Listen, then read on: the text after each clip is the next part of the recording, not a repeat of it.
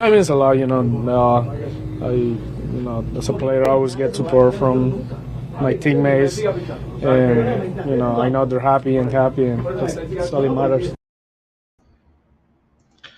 That was Astro star Jose Altuve after being named to the ninth All-Star game of his Hall of Fame career. Good evening, everybody. Welcome once again into the Fox 26 Sports Stream. As always, I'm Sal Manine, sports producer here at Fox 26. We do this every Monday night just after 7 o'clock. There's a few different ways you can find us and join in on the discussion. Go to our Facebook page. You can find our YouTube channel. Just search Fox 26 Houston in YouTube, and that'll come up. You can go to our Twitter page, and of course, always on our homepage, fox26houston.com. We heard from Jose Altuve. The Astros are off today as they get set for the final handful of games before the All-Star break, which is a week from tomorrow. You can watch it right here on Fox 26. We will be there at Chavez Ravine Dodger Stadium for the Midsummer Classic, where the Astros will be well represented. So we will get into that as things move along. We'll also talk a little bit of NBA as the Vegas Summer League continues. The Rockets are actually in action right now, taking on San Antonio. There's 7 minutes left in the third quarter, 59-55 San Antonio. Scores don't really matter in the Summer League. It's more about how are guys looking? How are they acclimating to things? Very impressive start for Rockets rookies Jabari Smith and Tari Eason after Jabari Smith struggled shooting the ball in his first two Summer League games. He's already 4 of 8 from the field, 2 of 3 from downtown. Tari Eason, 6 of 9 from the field. He leads all scorers right now with 15 points. So we'll get into a little bit of Summer League discussion and keep track of how things are going as things roll along. But I mentioned the Astros, just a handful of games before the All-Star break, and this is what the standings look like and are unlikely to probably change too much over the next week. And again, really where it could change, those middle 3 teams, Seattle, Texas, and LA, it almost doesn't matter because the Astros have a 12-game lead in the division. They've already proven that head-to-head, they dominate everybody else in their American League West standings. So it would take just an epic collapse or just an unheard of type of injury rash for anything to drastically change as far as one of these teams catching the Stros in the standings. I mean, the Mariners might be the hottest team in baseball right now. Winners of 8 in a row, have gone 9-1 in their last 10, and that still has hardly put a dent in things as far as the standings. They've moved past the Angels and the Rangers, but still double digits back of Houston in the American League West. So at this point, it's all just a matter of can Houston stay healthy, and that's going to be the biggest if as we get set to kind of close the book on the first half of the season. Again, the All-Star break beginning after this upcoming weekend. The Futures game is on Saturday. Then Sunday is when teams will play their last game of baseball's first half. And then Monday, the Home Run Derby. And again, Tuesday night, 7 o'clock Central Time on Fox 26, we will have the All-Star game between the American League and the National League, which, as I mentioned, will feature several members of the Stros playing for the junior circuit. Jose Altuve voted in as the starter at second base, one of 5 Astros who made the All-Star team. Yordan Alvarez, Kyle Tucker voted in as reserves. Justin Verlander and Framber Valdez both on the pitching staff. JV, a candidate to possibly start the game. I know a lot of people are saying, oh, you got to go with McClanahan, or do they give it to Shohei Ohtani, who was voted in as both a pitcher and a hitter because the game's being played in LA.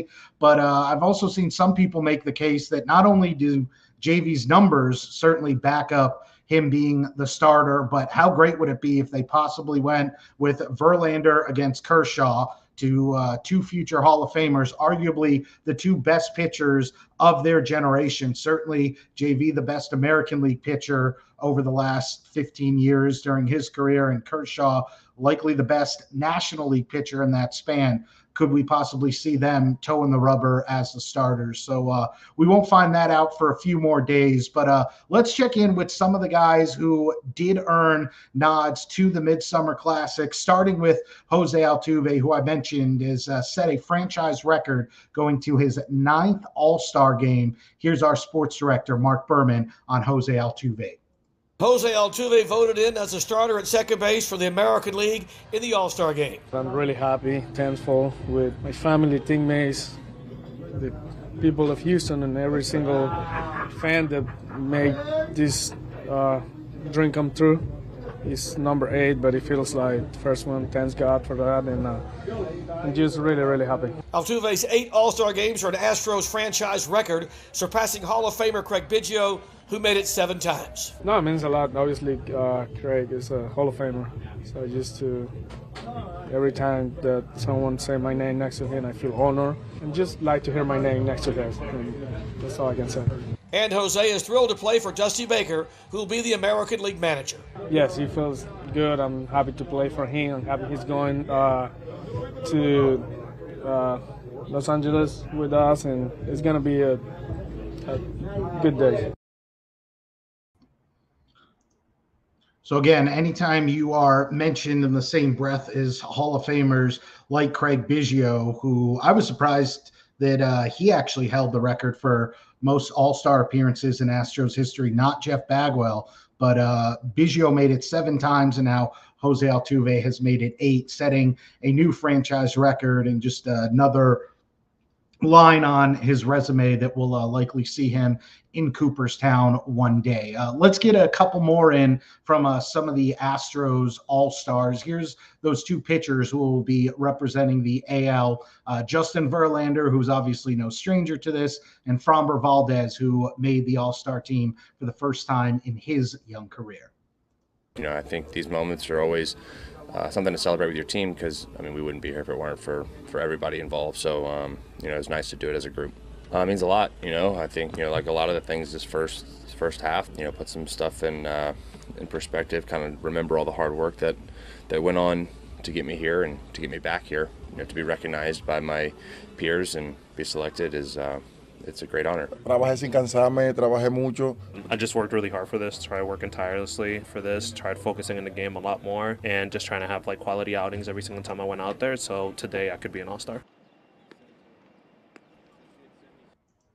Now, we should point out it's still TBD as far as what type of participation Yordan Alvarez will have in the All-Star festivities. Yesterday, the Astros put him on the injured list with right hand inflammation. Manager Dusty Baker said his hand has actually been getting worse the last couple days as far as the inflammation there. So kind of as a precaution, and with the break coming up, they put him on the injured list. So that likely means he will not be taking part in the home run derby, which there had been a lot of speculation, and he had not officially closed the door on that the last few times he had been asked. But this almost assuredly means he's not going to be in the home run derby. And will he even be able to play, come off the bench, do anything next Tuesday night remains to be seen. So you would guess that with him being on the injured list and the fact that coming right out of the break, the Astros have to play a doubleheader at Minute Maid against the Yankees,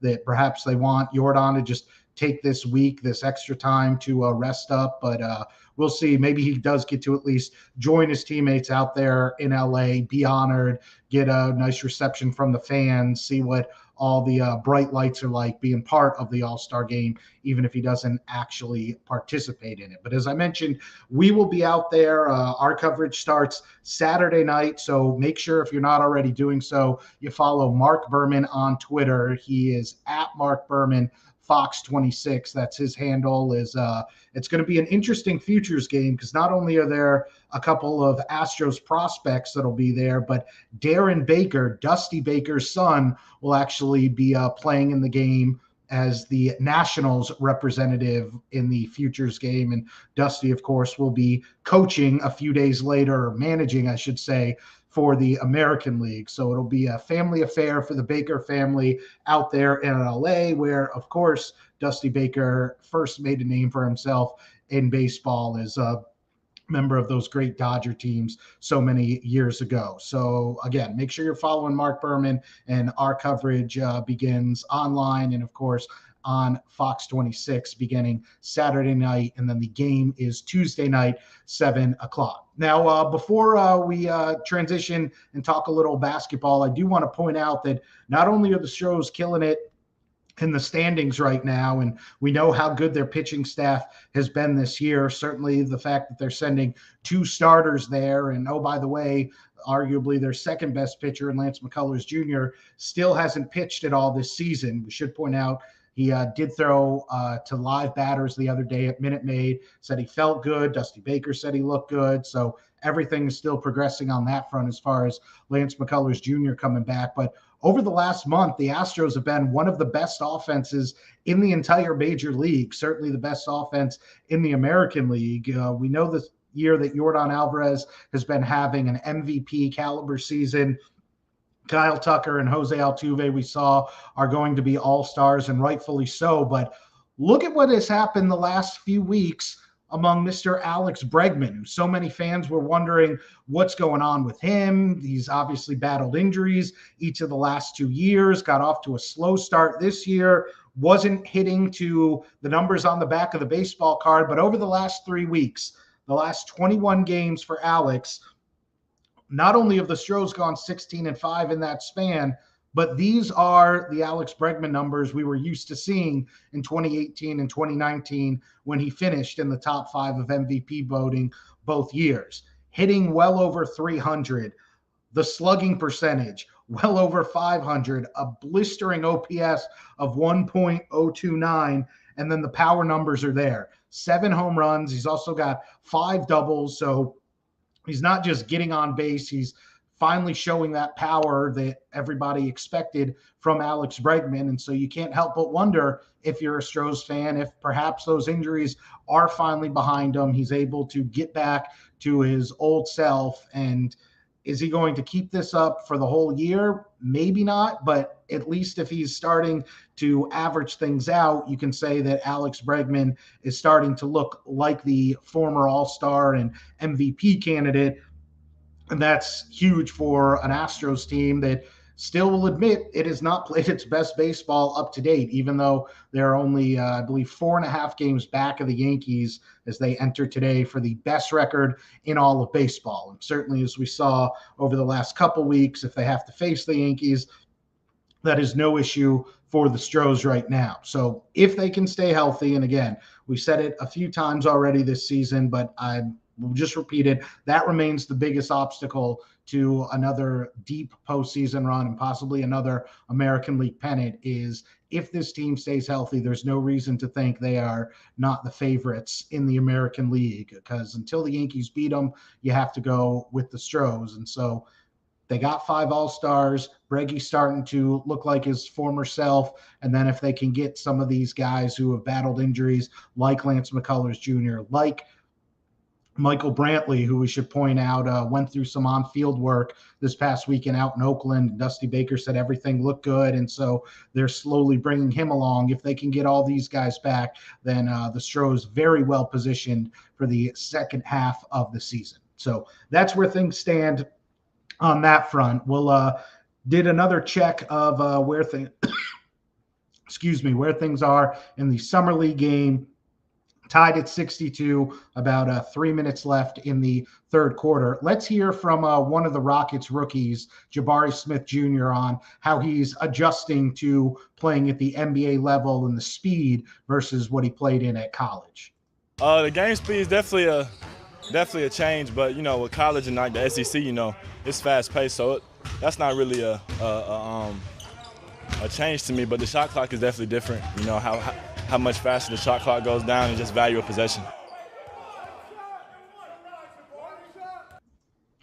So I'm one of the many believers that you can't throw too much into the Summer League. I know the shooting numbers were not overly impressive. The final point total, not overly impressive for the third overall pick, Jabari Smith Jr. in his first 2 Summer League games. But remember, the whole point of Jabari Smith being on the Houston Rockets is how does he complement Jalen Green? How do those 2 guys coexist Obviously, Jalen Green is not playing in these summer league games. Additionally, Jabari is a forward, and he's not a point forward or a Kevin Durant type where you put the ball in his hands every single minute and he gets to be the facilitator and the shot creator. He needs guys to get him the ball. And so when you're playing in an event like Summer League, where you got so many guys out there trying to prove themselves, so many other guards who you rely on to possibly set you up, I'm not going to make too much of, the shooting numbers were not that impressive. He's not going out there and dropping 25, 30 points like Chet Holmgren did in his first game, which, remember, just a few days ago after that first game in Salt Lake, everybody was ready to anoint Chet Holmgren as the second coming of Jordan, Larry Bird, Magic, Wilt, all rolled into one. And then things kind of start to even out, and you see, all right, he's very good, but he's still got some holes in his game or room for improvement. So same thing with Jabari, same thing with Paolo Banchero. There's a lot of things that you can look at and go, all right, that looks impressive, that looks good. And then there's a lot of things that you go, he needs to clean that up. If you're a Rockets fan, I think you have to be impressed by the fact that Jabari's out there willing to compete on the defensive end. And we saw in that game over the weekend, Saturday night, against Chet Holmgren and OKC, he can defend multiple positions. He can play down low on defense. He can get out on the perimeter. And that ended up being a very tight game, came down to the final couple possessions. And when OKC had a chance to possibly take the lead in the waning moments, Jabari Smith Jr. hitting the deck, securing the ball for the Rockets to eventually eke that one out. So again, I'm not going to put too much stock into this guy's a bust, this guy is without a doubt going to be an all-NBA guy, anything like that. It's only just a handful of games at the Summer League. So let's get one more comment in from Jabari Smith Jr. He was asked specifically about his defense and how he feels he's able to acclimate to the NBA level and also make an impression on his teammates on that end of the floor. Just the voice you can have and just the energy you can bring with like affecting the team defensively is real big, you know, because at this level, everybody can score and everybody can put the ball in the cup. So you just got to find ways to just separate yourself and affect the game in different ways. So he's already got the right mindset as far as defense. And if that's all he ends up blossoming into is just a very good defender who can stretch the floor and be a complement to Jalen Green, that's still very good if you are the Houston Rockets. I think sometimes everybody is so anxious to, when a guy is taken that high in the draft, he's got to be the next LeBron. He's got to be the next Kobe, the next insert NBA superstar here. He's yet to even play a real NBA game at this juncture. So we will see how things progress as the Summer League continues. And then obviously we still have tons of time before training camp actually begins. But we will have the latest from Vegas coming up for you tonight on Fox 26 News at 9. Again, 33 seconds left in the third quarter. Rockets up 67-65.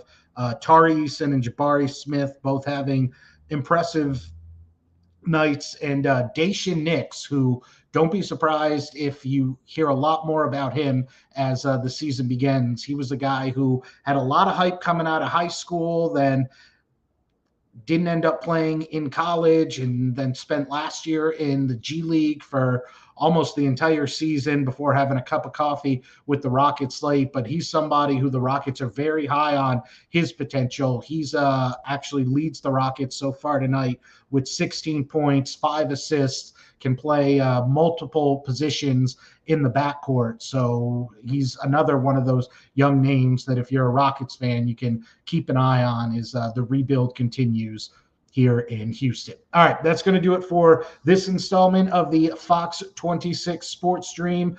No show next week because, like I mentioned, we will be at the All-Star game, taking in everything that is going on with the Major League Baseball festivities. So make sure, if you're not already doing so, you follow Mark Berman on Twitter. He always has the latest news, updates, anything you want to know in the Houston sports scene. And our coverage from Chavez Ravine starts Saturday night. So at Mark Berman, Fox 26. For all of us here at Fox 26, I'm Salmanine. We appreciate you joining us. We'll see you 2 weeks from tonight back here on the Fox 26 Sports Stream. Take care, everyone.